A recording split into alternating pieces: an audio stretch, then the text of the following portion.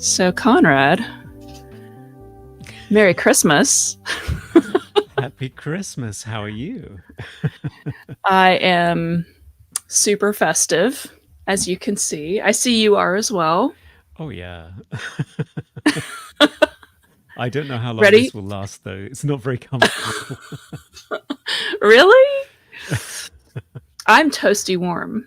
So, Yes, I'm sure you are. Yeah. So you well, might end up getting a bit sweaty as it progresses, but we'll see. always a good look at Christmas. Oh, yeah. Uh, so, are you ready for it's Christmas Eve? Are you ready for the big festivities? Ready to open presents and get toys? Oh, yes, absolutely. Everything is ready to go under the tree. All the food is in the cupboards, more food than a family of 8 could eat for a whole year. But, you've got to I'm give it a swimming in good cookies. try. I wish I were there to sample some of them. I really do. Yes, I wish you were as well. Well, so speaking of presents, I was thinking of this earlier. Um, are there any like Christmas stories that you have that are fun from when you were a kid with presents and stuff like that? There is, yeah, there's a very famous story in my family all about how excited my brother would get before Christmas. My brother is 6 years older than me, so he had to pretend that the whole thing with Santa was still a thing for quite a few years after he found out that it wasn't. Spoilers, kids. Um, so, yeah, but he would get unbearably excited on Christmas Eve. And one year, in order to help him get to sleep because he was just crazy with insomnia, my parents let him open all of his presents and then wrap them back up again to put them Oh under the my God. tree. Did he have to wrap them back up again or did they wrap them back up again? No, they did. They were up until like 4 a.m. or something, wrapping them all back up again so that he had to open them all again the morning after and pretend that he was surprised. I don't know if he learned his lesson. He didn't do it Well, again. I know that much. yeah, well, it's funny you say that because like one year I don't know how old I was, maybe like 8.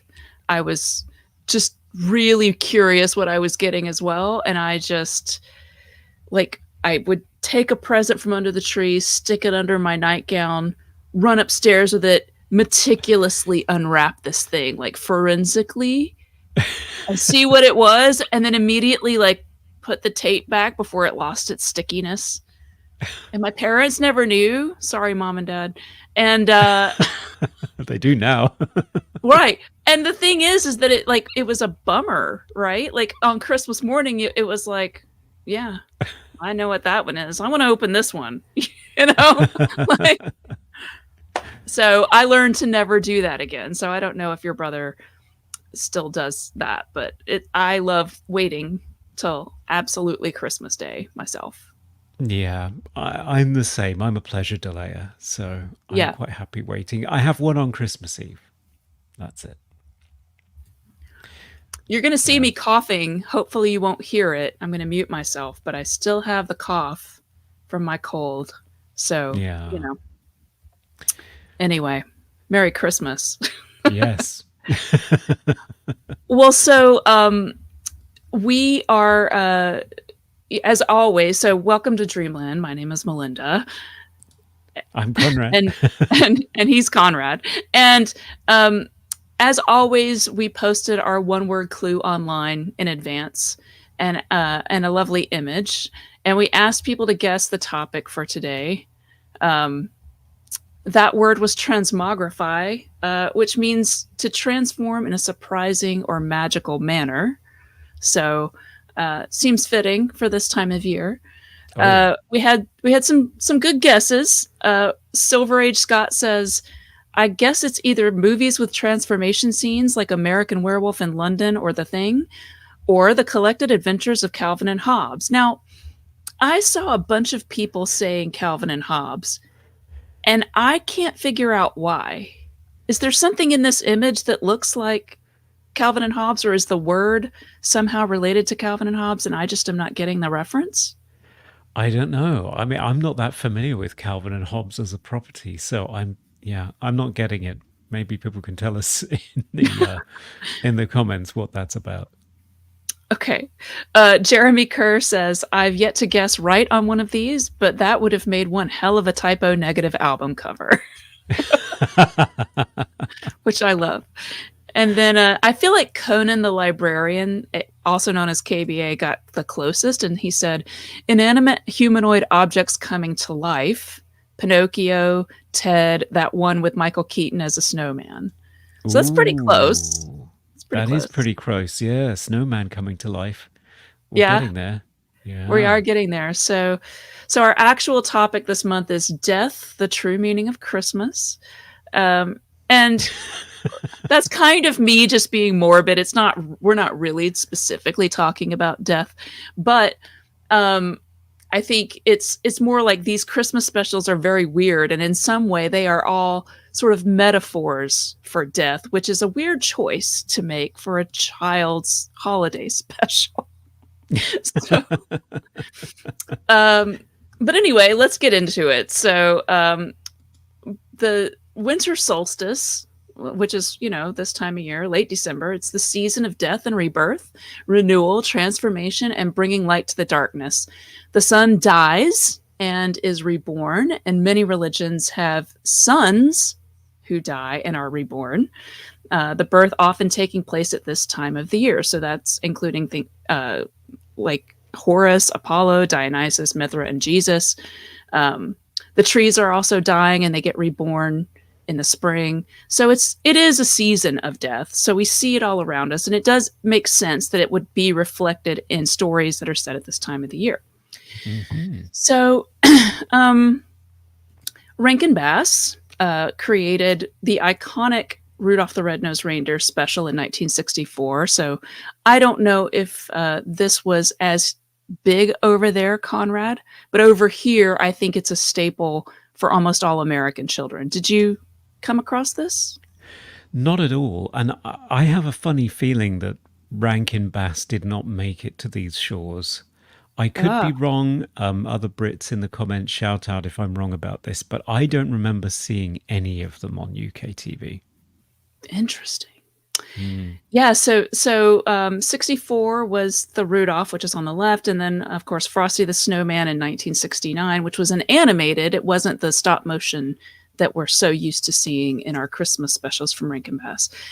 Their extremely popular stop motion specials were staples here, like I said, for decades, and they made the word animagic a household name, which is what they called their stop motion process. So Rankin-Bass had done other batshit crazy Christmas movies in the 70s and 80s. There's one called, just as a random example, Rudolph's Shiny New Year, which came out in 1976, in which Rudolph teams up with a caveman, a knight, a Benjamin Franklin looking dude, and a clock camel to save the big-eared baby New Year from a giant vulture who will die if the New Year comes. So, Rankin-Bass were kind of known for just doing really weird stuff. So what I'm about to keep in mind when I tell you that the movie that we're about to talk about is one of the weirdest ones that's really saying something, okay? So the final installment of their Animagic productions was called The Life and Adventures of Santa Claus, and it aired on CBS on December 17th of 1985. Now, Michael got to see this when it first came out, and so this was one of his childhood memories, and they had it on VHS tape, and so he'd watch it every year afterwards, which is crazy. Wow. Um, Having seen it, I can't imagine that, but okay. I know, right? Um, so it's based on. Hang on, give me 1 second. I'm gonna fix this.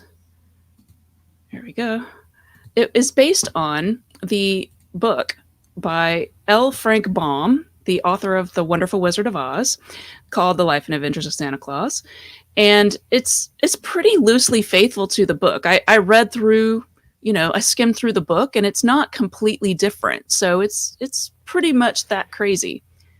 Uh, It does pare Okay. down the it pares down the story to make it fit an hour-long plot, but it's pretty bizarre. So let me just take you through, or take the audience through what this story is about. Okay, so it gives us the story of Santa's childhood and how he became the immortal holiday craftsman that we know and love. So, in a way, it's like the prequel version of the Santa Claus story. And much like the Star Wars prequels, it's somewhat odd, unnecessary, and off putting. The opening music is pretty noteworthy as well, in that it's super sad and dirge like. So I've got a little short clip of it for you just to like refresh your memory on how odd this is.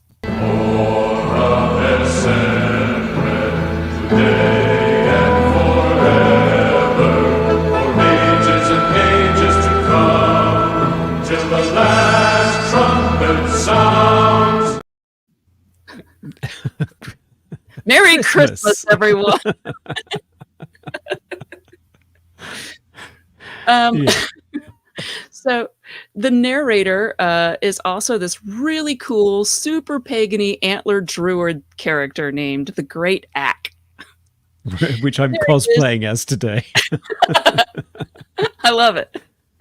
You need a blue glowing jewel on your forehead. Okay.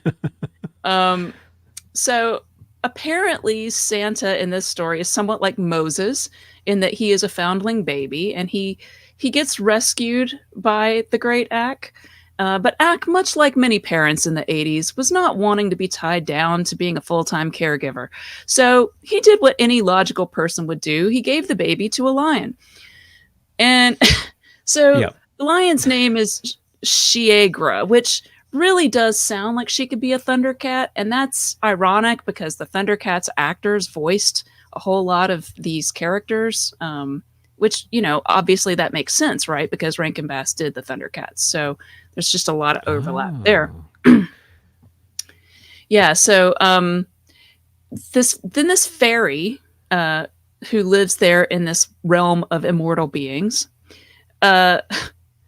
Nacille, she sees the infant and she instantly develops baby fever.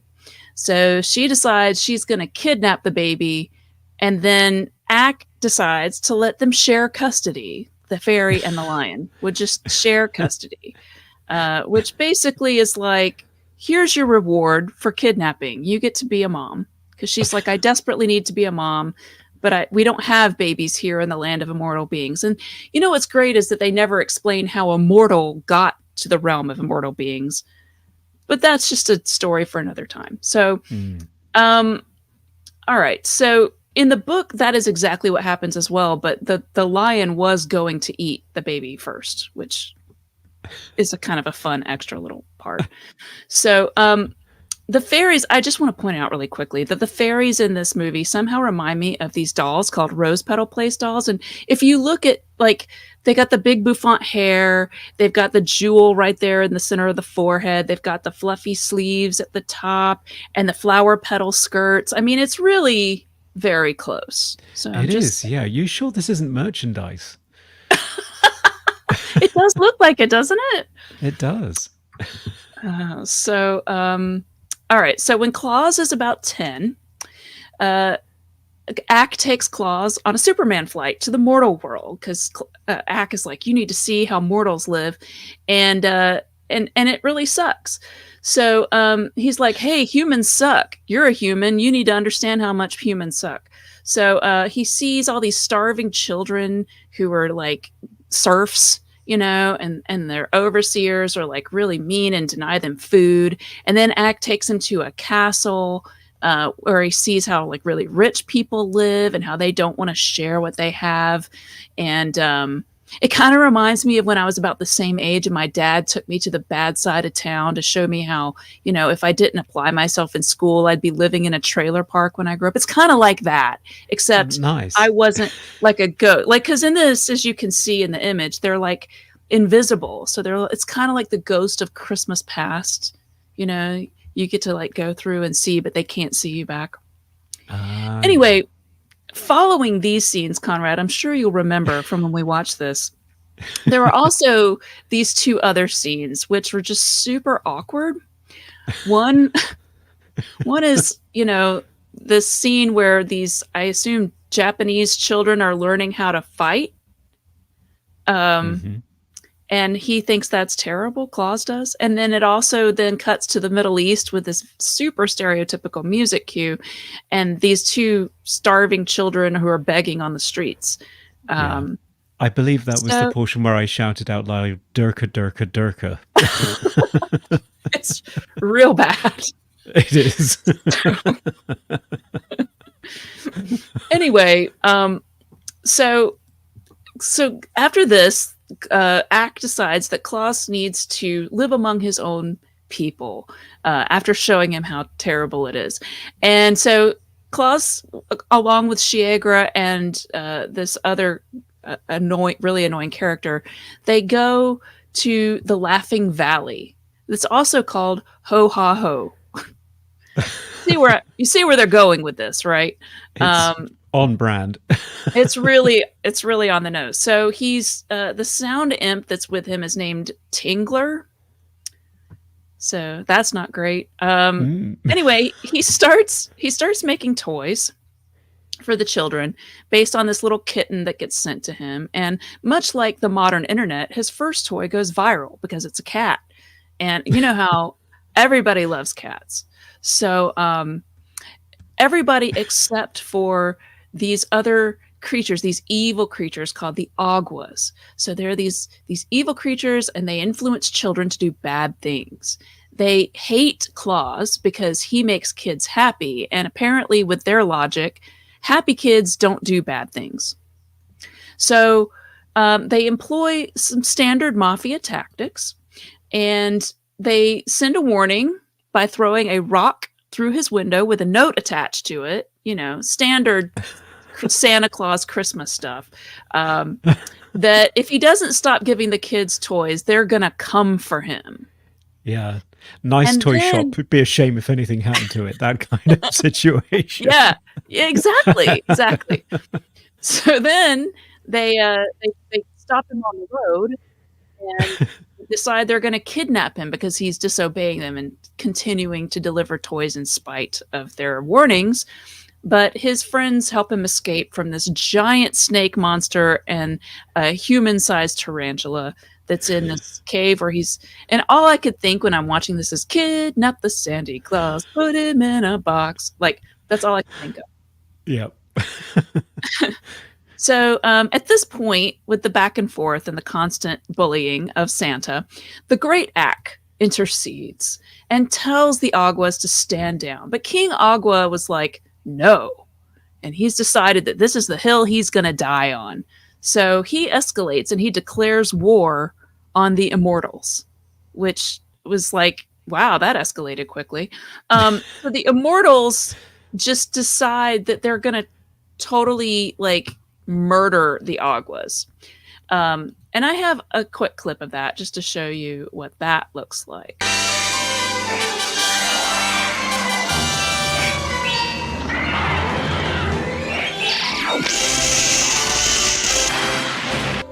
The Aguas have perished.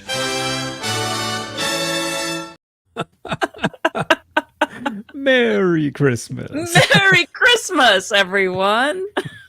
Genocide.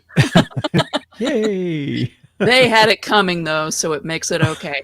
All right, so Claus, I keep wanting to say Claus. Claus is now free to deliver the toys, but his sleigh is too heavy, So, because initially, as you can see up in the top right, Claus is pulling the sleigh himself. Of course. So they come up with the idea of using reindeer to pull it, and Claus realizes that the Laughing Valley of Ho Ha Ho is thus named as he laughs in his traditional manner, and it's just kind of weird, because this all just feels like standard prequel things where they're constantly explaining why things are the way they are so that we can all, as the audience, go, oh, that's why. And it's just so, ugh, Oh, that's how Darth Vader became Darth. Oh, that's why he Yeah. breathes that way, That's where the dice come from in the Millennium Falcon. It's like, we don't right? care. We We don't really need to don't. know this. But anyway, so they travel into the valley to deliver the toys to kids, and they see that the houses are locked. They have to go through the chimney. And so Santa just sneaks into these people's homes. This is not yet a thing, by the way. So there's just this dude like breaking into people's homes and leaving stuff and standing over sleeping children while they, you know, are I'm just saying it's a little weird. But anyway, the rule then becomes that he can use the reindeer just one night per year, and that night is Christmas Eve. And so um as Claus gets older and he's about to die, because remember, he's mortal, he asks his friends to remember him by decorating a tree each year. Yet again, it's like a prequel thing. Meanwhile, the Council of Immortals, the guys at the big round table, decide they all vote and they grant him the mantle of immortality because he's such a good person. And so he can continue working forever. Oh, good grief. And I thus think Santa term Claus, limits are a good idea in this sort of situation. right? So thus Santa Claus is born and transmogrified from a nice man into an immortal present giver. Um, Mm. and so there you go, the story of the prequel story of Santa Claus. So Yeah, like that so many prequel stories, it's not what I expected and it's completely unsatisfying. right. So that story, it doesn't feel to me anyway much like Christmas is like Rudolph or Frosty the Snowman. But speaking of Frosty, I think Mm. you have a related story to Frosty that you might be able to tell me about what British kids grew up watching in the 80s. Yeah, so no sign of Rankin-Bass on these shores, unfortunately, but we do have some animated specials that are traditional for people to watch over and over again because they remember fondly from their childhood. So the one I thought I would talk about is The Snowman. It's based on a picture book by the British author Raymond Briggs, who sadly is no longer with us. It was published in 1978 and it followed his enormously successful festive storybooks Father Christmas in 73, Father Christmas Goes on Holiday in 75, as well as the perennial favourite Fungus the Bogeyman, which is always what I think of whenever I hear of the American phrase "the boogeyman." I always just think of Fungus the Bogeyman, which was a book that was completely focused on snot. Oh, Yeah, yeah, lovely. yeah, And that's exactly. not a It's Chris. charming. Is it Christmas related, or is it No, just a book? Oh, okay. no, that one's just a book. But kids just couldn't get enough of nose picking. Of So he course. he he mined a gold mine there, so to speak. But yeah, it was. Oh, you're going on the naughty list for that one. Oh Anyway. yeah. So he, after all of this work, he was really keen to do something that was clean, pleasant, fresh, and wordless and quick. Well, that's exactly what he said on the film's 30th anniversary. So the storybook for The Snowman is wordless. It relies purely on its imagery to tell the story. And it wasn't a huge success initially. They think it's the publishers thought that it might be because people could just flick through it in the store and feel like, we've got the story. Why should we buy this? So when the film's producer John Coates called the publishers about optioning the book, the publishers had 50,000 unsold copies sitting in a warehouse. So Wow. it was not flying off the shelves. But they did grant an option.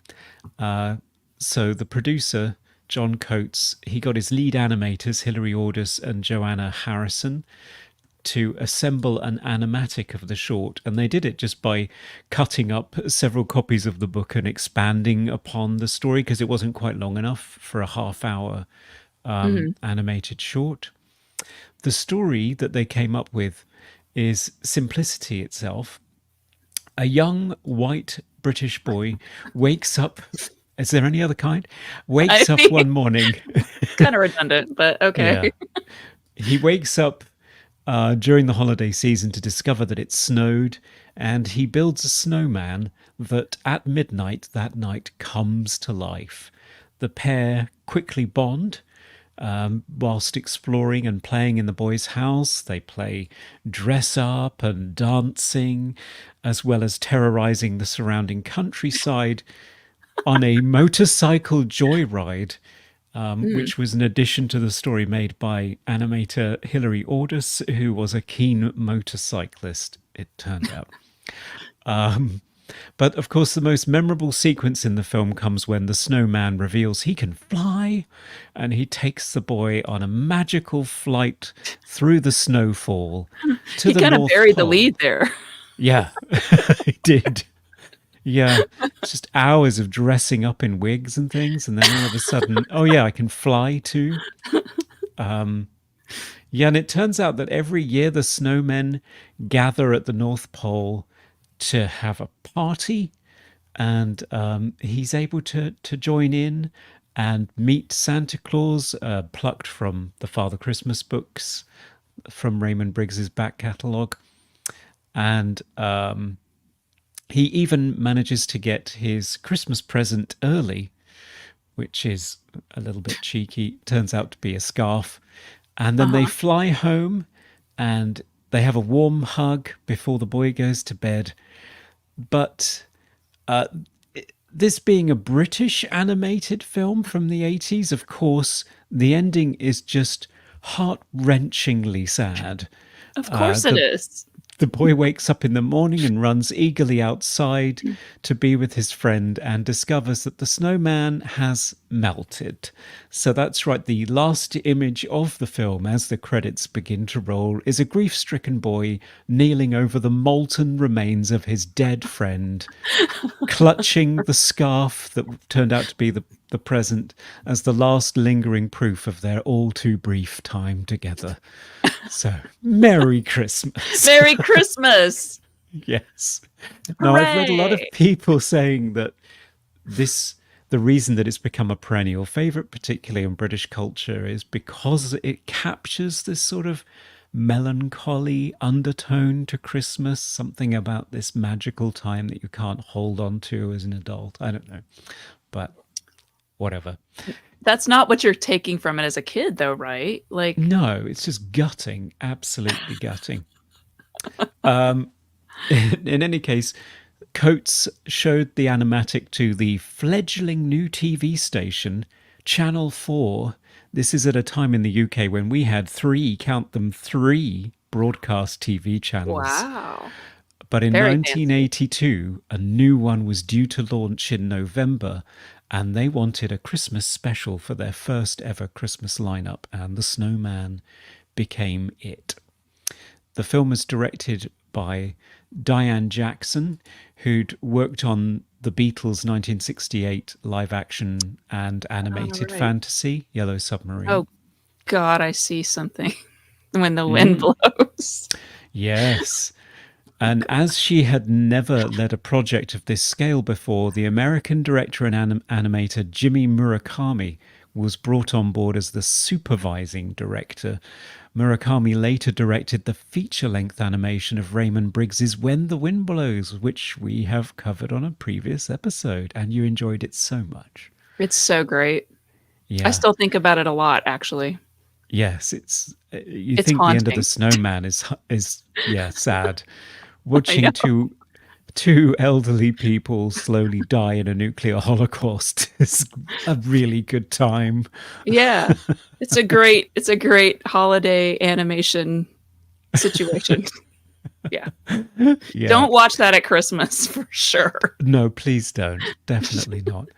But one thing you could watch at Christmas if you want to is Murakami's other famous film, which is the Roger Corman produced live action sci-fi film Battle Beyond the Stars. which, just a side note, I heard an interview with Zack Snyder today talking about his new Netflix sci-fi Rebel Moon, completely original, about these people on a planet who have this evil empire turn up and demand all of their crops. So they go out and try and find mercenaries to rescue them. And I thought, it's Battle Beyond the Stars. Right. That's not Yes. original, Zack Snyder. Anyway, I mean, Battle Well, Beyond the I Stars mean, wasn't original either. true. True. So sorry, back to the Snowman. What makes the film remarkable, I think, is its aesthetic. It's animated by hand with coloured pencils to recreate the style of Raymond Briggs's actual storybook and bring it to life. And the result is visually quite distinctive. It's full of childlike innocence, and it's uniquely suited to evoking this sort of hazy softness of a foggy winter in the English countryside, I think. Yes. And Very it much. was very, very difficult to create. The Really? animators had no dialogue track to work to for timing, which is the norm for animated movies. You record the dialogue first and then you animate to it. So instead, they timed the film to the score, which was composed by British classical composer Howard Blake, whose other Mhm. forays into film scoring include Flash Gordon. Gordon's alive. Right. And Amityville 3D. So some really classy projects there. Weird. Yeah. But animating to an animatic that was timed according to music resulted in some difficulties, and the animators had to come up with some quirky solutions. One of the most famous one was the scene where the boy dresses hastily to run outside in the snow, and it was too short, the animator discovered, to allow him to put on underwear. So the animator was forced to make the kid go commando in denim. Nice. That's not going to chafe with the No, snow and the. Mm-mm. I do not recommending going commando in denim in the snow. That's never going to end well. But yeah. No. Well, Conrad, so I know when you were here visiting last month, we went to see Home Alone with the symphony, We and did. it was lovely, and it was so much fun to be able to experience the film that way. And I remember when I watched this for this show, I was like, well, this would be the perfect movie to do that with, like have the symphony, although it would probably be kind of challenging because you don't have the like you're saying, the word cues to know when to move. But like, have they done this with this? Have they Yeah. done like a symphonic thing? Yeah, they have it. They're doing it now in the Royal Albert Wow. Hall. Yeah, because Wow. the That would be Snowman is amazing. 40 years old now. So it's really great. They're doing it as like a workshop with kids, and they get to make their own sound effects during the film. And yeah, Oh, cool. apparently it's really fun and interactive. Nice. Nice. Yes. So the film was animated in pencil, and each frame was then hand colored on cells using sort of wax colored pencils. Each frame Wow. would take 45 minutes to handcraft like that. Oh, wow. And there are 12 frames for every second of film. So this was an incredibly painstaking process, as you can imagine. They went way over budget. They had to push back the delivery date for when they were going to be sending it to Channel 4. And there was a last minute panic, as it turned out, because they suddenly realized that the television set in one of the shots only had 3 buttons on it. So it was as though Channel 4 was advertising their non-existence, which is not great. So they had to hastily go in and draw in another one that's a little bit too close to the top of the set if you look closely. But yeah, there you go. Well, so you guys, I would think they would have just done the one with the knob, so you could just turn the channel that way. Yeah, it would have been better. But yeah, We're do you remember tipping the our days? hand to show how old we are, Conrad. But yes, I We are. definitely do. Yes. Remember walking towards the set and pressing buttons to Uh-huh. make things happen? Yeah, As we're the not kid, old. that was your job. Yes, You it were the was. remote control, yes. You really were. My brother used to have a snooker cue with a piece of blue tack on the end that he used to prod. My friend had that. She had, like, this antenna that she extended. It was her stick, and she would, like That's a much better way of doing it. Yeah, Yeah. So genius. no conversation about the snowman would be complete without talking about the flying sequence, and in particular, the thing that makes it very special, which is that it features a song. So the Right. film, like the book, is wordless. There's no dialogue in it.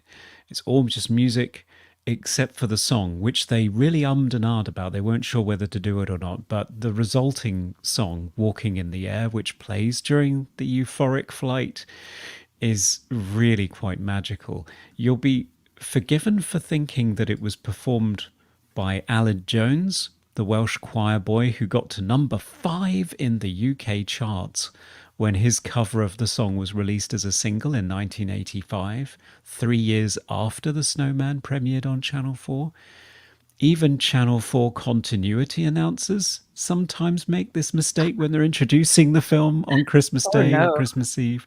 Yeah, it was not Aled Jones in the film. It was actually a St. Paul's Cathedral chorister, Peter Orty, who you can see on the left here, who Mhm. wasn't even credited on screen when the film was first released.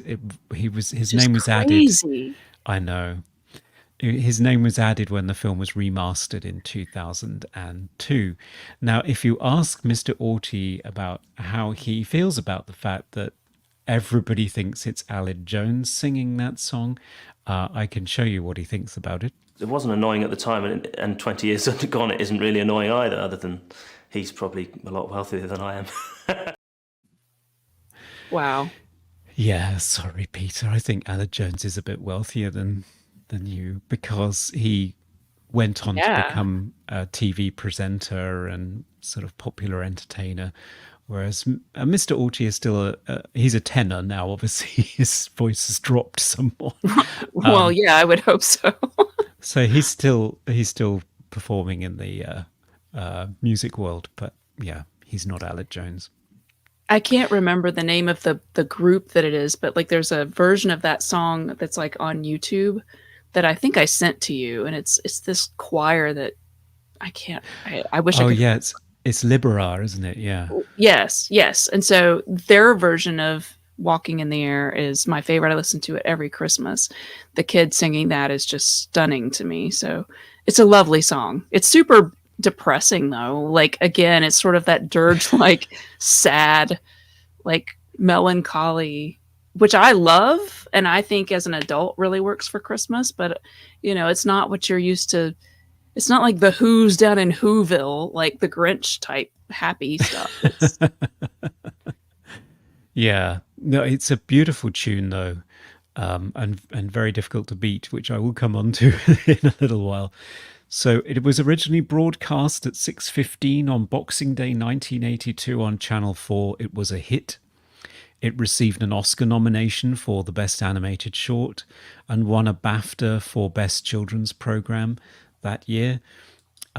Selling it to the US proved to be a little bit of a challenge. Executive producer yeah. Ian Harvey thought that if he looked up the names and addresses of various broadcasters in his local library, no internet then, and sent them all nice letters, a sale was sure to follow for this award-winning Oscar-nominated short. Alas, they had no idea what this thing was, and they wouldn't accept it without a big-name sponsor behind it.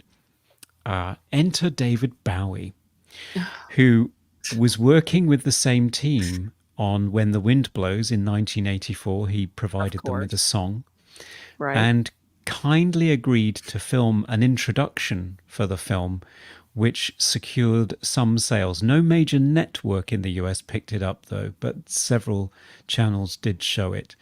Bowie was presented with the scarf that was specially created for the shoot as a prop, and he kept it. And Bowie's son and the director of the sci-fi film Moon, Duncan Jones, confirmed recently, it was in 2020, tweeted this picture out, that he still has the scarf. So Wow. go Very Duncan. cute. He's Nice. great. It looks to be in great shape too.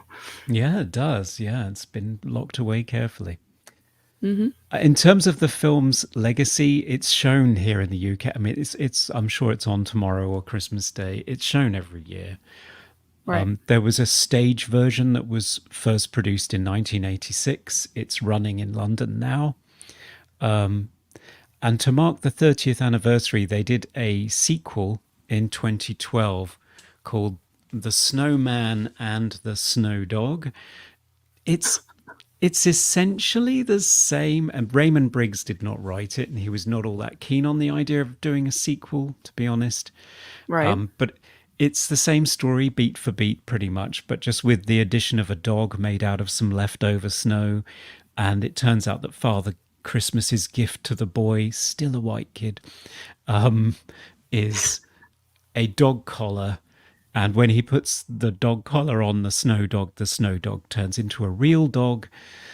So that means that at the end of the film, at least he has something to remember his magical night by. And also his dog died at the beginning of the film, I think, his real dog. Yikes. So Really yeah, so going for the heartstrings. yeah, so it's so sad at the beginning and then magical Christmas and then he gets a new dog at the end. So it's like, oh, cute.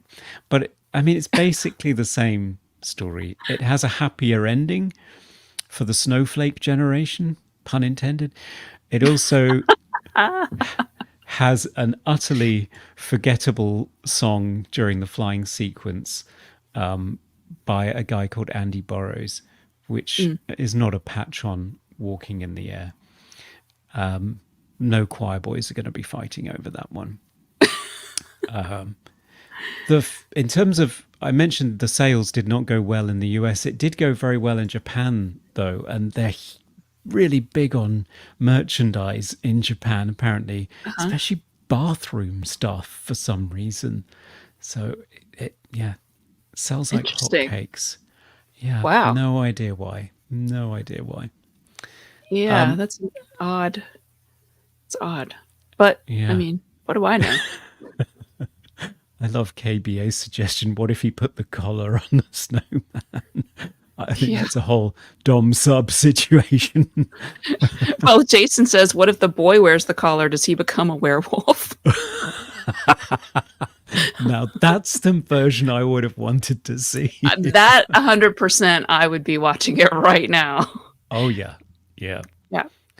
So the other important influence that I really feel like I should be talking about, if not the tedious sequel, is the great tradition of the Christmas TV ad in the UK, which I don't think is a thing in the US. Big department stores doing Christmas ads that everybody sort of eagerly anticipates.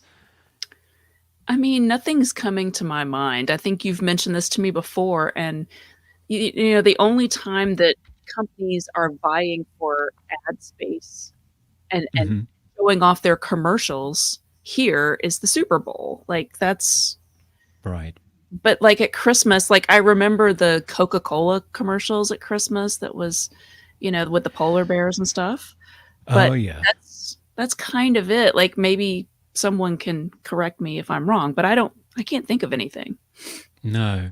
Well, here in the UK, it's quite a big thing, sort of Christmas adverts from usually large food stores, but also department stores. John Lewis, which is pretty much our last remaining department store because most of the others have gone bust during the pandemic. They have these ads that everybody gets really excited about, and they sort of premiere on YouTube. It's crazy thing, and most of them are tied in with the song that's playing during the ad. And in particular, I think this comes from Aled Jones's version of Walking in the Air, which was recorded for a Toys R Us commercial in 1985. So the little boy in the animated ad doesn't fly through the air with a snowman. He flies through the air with a teddy bear, and he doesn't go to the North Pole to visit Father Christmas. He goes to an enormous warehouse, the likes of which kids in the UK had never seen, and flies through the endless aisles of expensive plastic that they would nag their parents to buy. So, Wow. It's yeah. like he went to Walmart. Yeah. I still haven't gotten over the scale of Walmart. None of us can get over the scale of, especially the super centers that we now have. So, Yeah. yeah. So Wow. It that's does. where It the literally song came does look from. like that. Yeah. Yeah. So it was, That's great. yeah. And that, I think, started this trend of having the big musical Christmassy feeling adverts for big stores that continues to this day.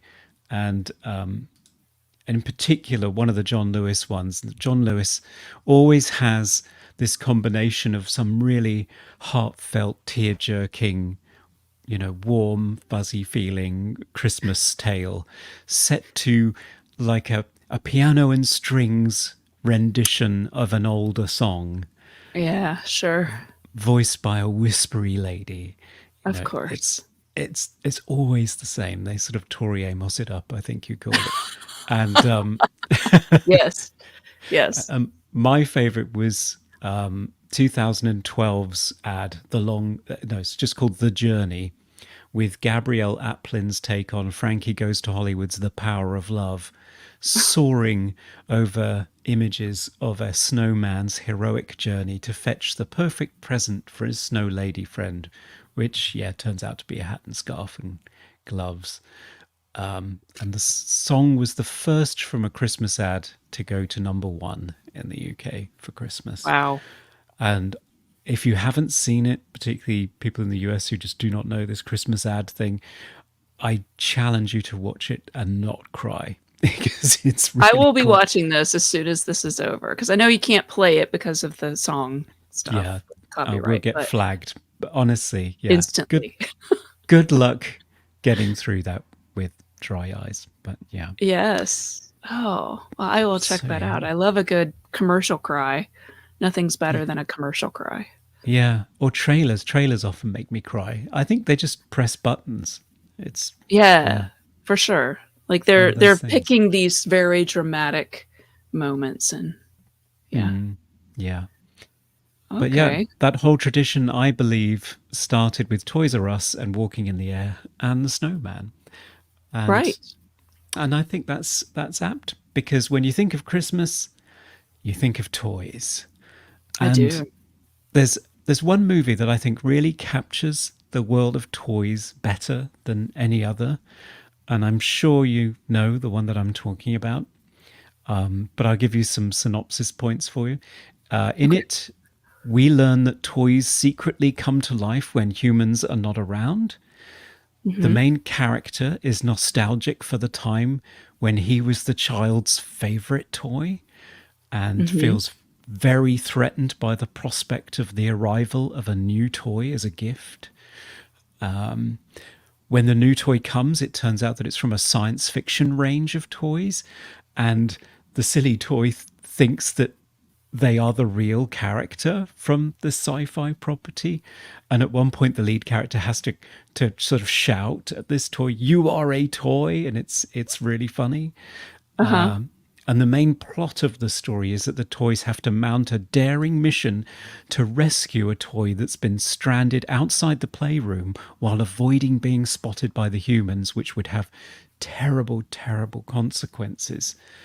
And by now, Melinda, I'm sure you know I'm talking about Jim Henson's The Christmas Toy.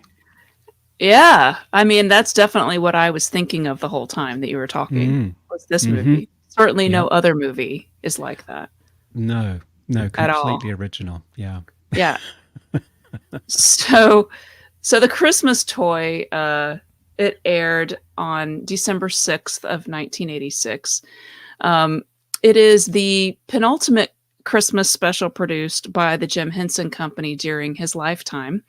And aside from its many over-the-top similarities to Toy Story, it's noteworthy for its downright creepiness.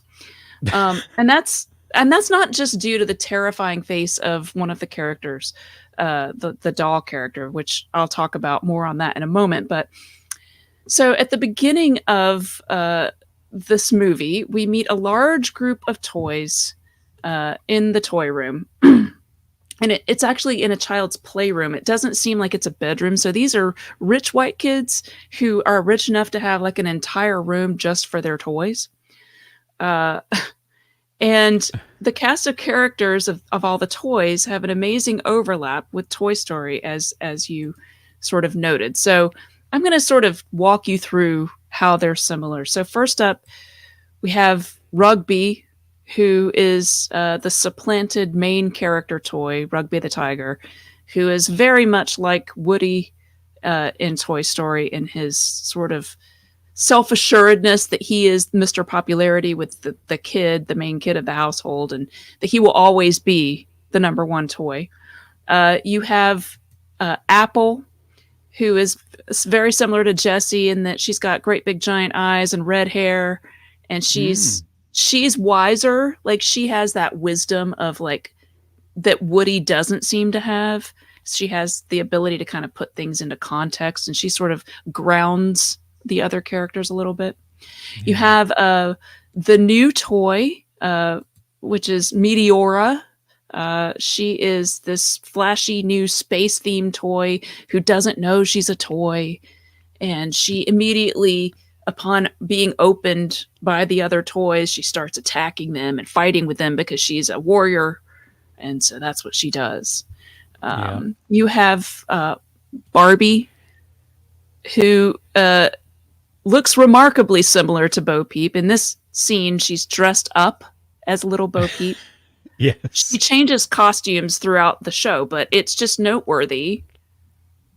Like, I remember when we watched this together, you were like, oh my God. Yeah, she's dressing as Bo Peep now. Yeah. We have Mew, who is this cat's toy. He's the faithful friend of the main side character. Cat toy, dog toy. And then you've got finally the rocking horse, which is very similar to Bullseye, just in the look. So anyway, so the main character of this movie is Rugby the Tiger. He was last year's big toy for the household child, Jamie. He's pretty prideful and confident, like I said. But before we start talking about the plot too much, I really have to take a moment really quickly to focus on the leading lady in this movie. Her name is Apple, and she is the stuff of nightmares, Conrad. That's not just an idle statement either, because did you notice when we were watching this that she looks a lot like someone? Ooh, I did not make that connection. Okay, well, does this ring a bell for you? Oh, good grief, yes. Wow. Chucky, wow, she looks just like the coloring of her stripy undershirt, her blue overalls with the red buttons, her red hair, her creepy eyes. It's just a lot. And we saw him the day before at the Center for Puppetry Arts as well. I know! I almost pulled that picture of me standing there with Chucky. Yeah. I kept thinking that when I was watching the movie, she kind of reminds me of the Podling. Is it Podling in The Dark Crystal? The one whose soul's getting sucked out of her face? Yeah. Which, of course, is Jim Henson, too. And there's something about the puppetry of the way her skin is stretched over her face that looks a lot like those Podling characters. But when I was thinking about it, too, I was like, she's so scary looking. Wait. And I pulled up a picture of Chucky, and I was like, oh, my God. I didn't realize how, Yeah, so it's amazing how similar they are. Apparently, Toy Story wasn't the only one to rip this movie off. But anyway, so with Rugby hearing that it's Christmas Eve, he thinks that this means that he needs to find his way to get back into the present that's now under the tree so that he can reenact last year's events, because he thinks that must be what he's supposed to do, right? So he doesn't seem to realize that if Jamie unwrapped him, she would see him out of the place that he was last left, and he would be frozen. So this is a thing in this movie where the toys talk very candidly about what happens if they are seen in any position or location that they were not last left in. So if the kid leaves you on the floor in the toy room, you have to be on the floor in the toy room the next time the kid sees you, or you will freeze. And by freeze, they mean you are no longer an animated toy. So essentially, for a toy, it's like you die. Wow. Happy Christmas, everyone. Merry Christmas. And so this is driven home by the death or freezing of Ditz the Clown, who is the very first character to try to run after Rugby when he makes his way down the hallway and risks his very life to go down and get into this present. And you can see here how morbid this is, but I can do one better. I'm actually going to show you what happens when Ditz dies.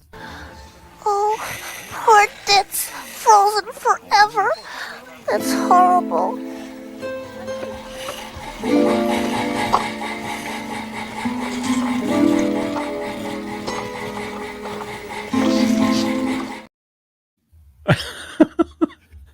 So he's being carted away on a toy train, his corpse just being taken away from where the main toys live to go into a pile somewhere off screen. Lovely. Which is, kind of morbid. But anyway, so Mew, which is, the cat's toy, the household has a cat. And he's also one of the few likable characters as well. He decides that he's going to go after Rugby because even though Rugby and all the other toys dismiss him as not a real toy because he doesn't belong to a human, they're like, you're just a cat toy, But so Mew follows Rugby to try to bring him back. And finally, in the meantime, Apple decides that she's going to get everyone together to go and save Rugby as well. And she brings this small group with her, and she decides to do this by talking to the rocking horse over the corpses of their fallen brethren. So this is a pile of dead toys. You can see Ditz has now been added. So it's almost like they're at Ditz's funeral, standing over his grave, saying, we probably really should go after Rugby, lest he end up in the pile of dead toys. So, it's so festive. Right? I mean, you could just string lights up over their corpses and then it'd be festive, like Christmas. But anyway, let me see, where was I? So this drives home the point that the stakes are life and death for poor Rugby here. And everyone else too. So the voyage will take them down the upstairs hallway of an 80s split level home and downstairs to the Christmas tree. So it's just down a little half set of stairs into the living room. So eventually everyone ends up meeting up in the living room, and Apple explains that she had been the favorite toy the year before Rugby arrived, and that this is what Christmas is all about. But Rugby is firmly in denial. He's like, no, I know that I'm Jamie's favorite and she loves me the best. And so he decides to open this huge box that he's convinced that he needs to get inside of. And when he does that, he releases Meteora, the queen of the asteroids. Now, as you said, Conrad, she doesn't know she's a toy, and so she reacts to the toys as though they're aliens. And she starts fighting them all. And Rugby takes that chance to just get into the box and closes the box. So the other toys are maniacally struggling to get her back in the box and Rugby out of the box, and then make all of their way back up into the toy room before anybody can see them, and they all die. And so they finally do that. They get them to change places, and they all return up to the playroom, and they're almost safely inside when the mom of the family comes out and sees Mew, the little cat toy, who couldn't move. He was paralyzed in fear, and so he gets frozen. So and then the cat comes along and picks up the toy and takes him back downstairs to the Christmas tree. So this snaps Rugby out of his selfishness, and he realizes how much he cares about Mew and how much Mew had risked himself to save him.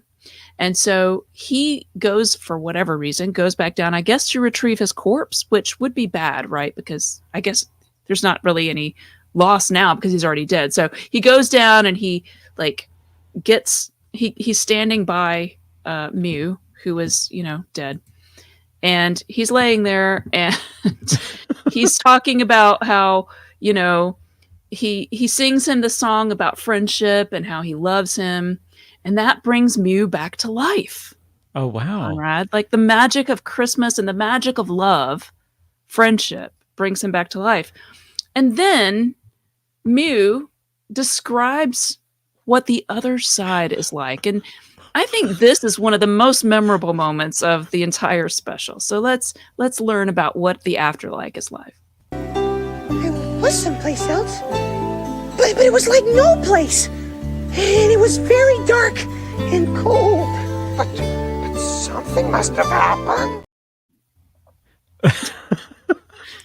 So it was Right. like no place, and it was dark and cold. So That's where the clown is now.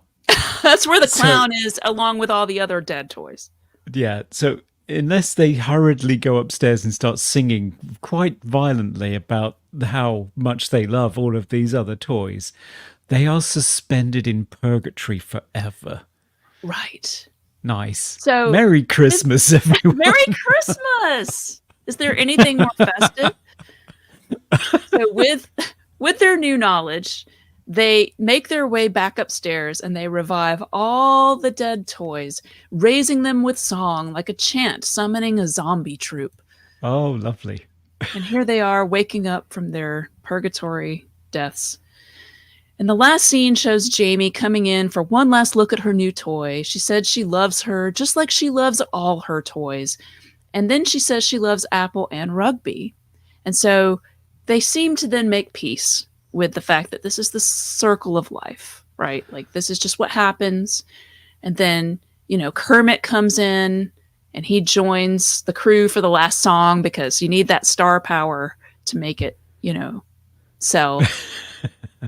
And so it leads you to ask the question, why is this Henson movie so freaking weird? Like this, unlike Rankin-Bass, Jim Henson isn't necessarily known for being, there are some weird off the wall things in Muppet movies, but this is a whole different level, right? So there's an AV article that I read that suggests it's because, quote, it's the Henson Christmas celebration that involved the least hands-on participation from the man himself. Fraggle Rock scribe and Labyrinth co-writer Laura Phillips handled the script, and fellow Fraggle Rock regular Eric Till directed. Henson's only contributions to the main action come courtesy of a squawky Jack-in-the-Box.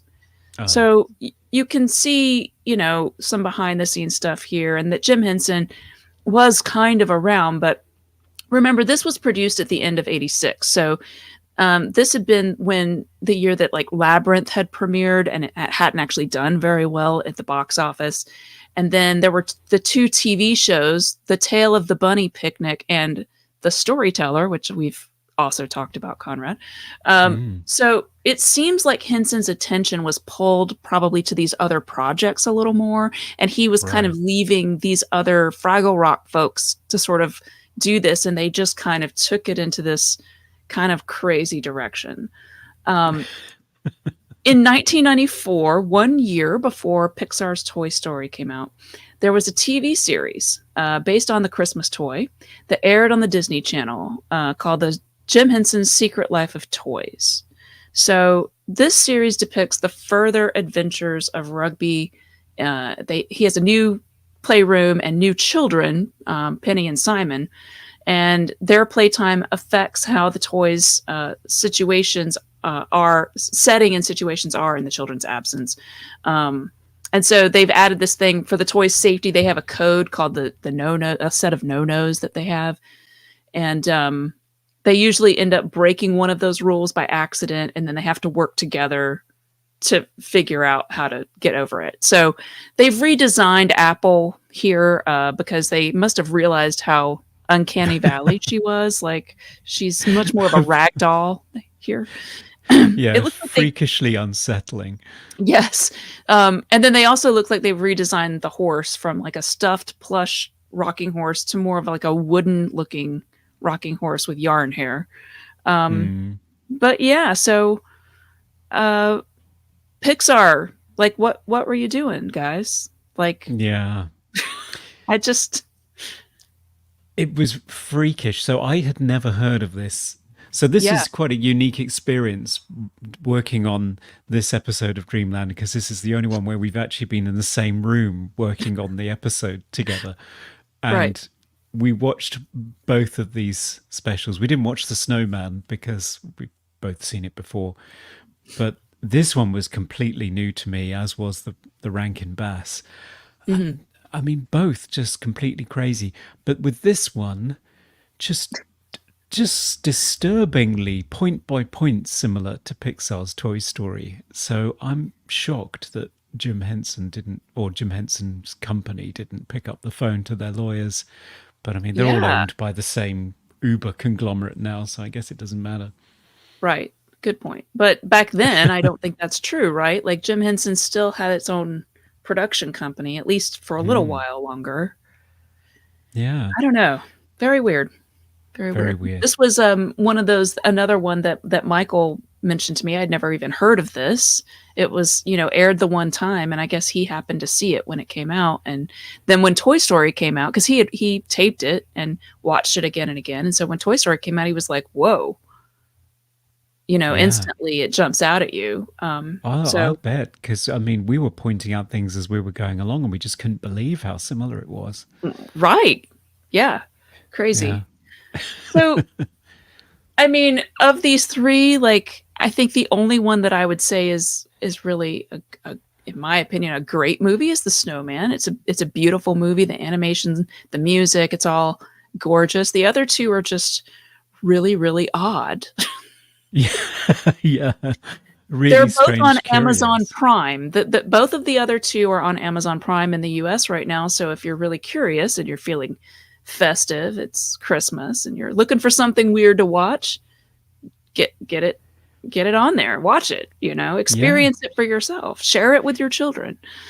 If your vision of Christmas is genocide with a silver axe, or toys discovering that death leads to an endless frozen void of nothingness, Right. um, these are your We've got movies. great news. We've got great news for you.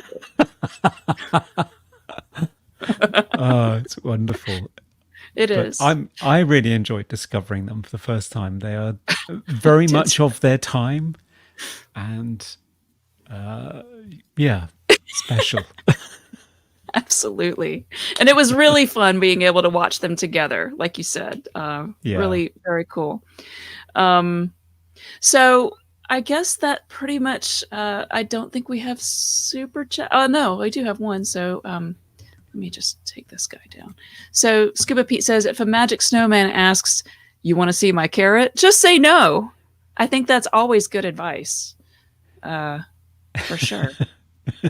And Jason, to your bogeyman, he says, you'd think it would be Christmas related, but it's not. I thought that was pretty funny. Oh, you know what? Um, We should have Jason on for a riffing session this Christmas. We really should.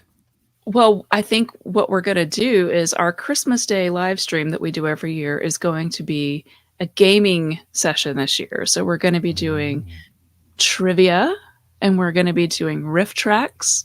You guys in the audience will be able to like vote on your favorite riffs. And it's going to be a good time. We're going to have a wide cast of people. Jason will be there. Scuba Pete. Excellent. Yeah. Yeah, it's going to And be a then great Christmas. Mr. Scary says, there's rugby. No, God, it's all lies. Merry Christmas from Jim Henson's Creature Shop. Oh, it's so true. Oh, it is. So, all right. Well, that wraps up this year and this episode of Dreamland. I can't believe we've been doing this for a whole year, Conrad. It's crazy. I know. Yeah, we started this time last year, didn't we? We did. We did. Yeah. You guys can find all of our show notes with all of our links to all of our sources at retroblasting.com/Dreamland. We'll be back in January with our next show. And Conrad, what is going to be the title for next time? The magic word. So the magic word for our January episode is showstopper. Ooh. And we have our beautiful clue. Yeah. So just trying to imagine what that could be. I know. God only knows. It's going to be a fun January, though. That's all I know. Yes. Until then, you can follow me and Conrad on Retroblasting and Movie Oubliette, respectively, on all social media outlets. And you can email us at thedreamlandpodcast@gmail.com. Thanks, everybody, for listening. Goodbye. Goodbye. Merry Christmas.